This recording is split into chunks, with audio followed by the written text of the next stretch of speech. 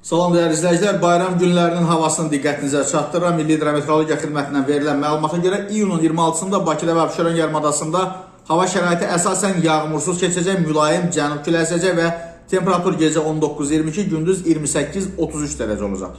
İyunun 27-sində hava əsasən yağmursuz olacaq, cənub-qərb küləyi gündüz mülayim şimal-qərb küləyi ilə əvəz olunacaq və temperatur gecə 20-22, gündüz 28-33 dərəcə olacaq.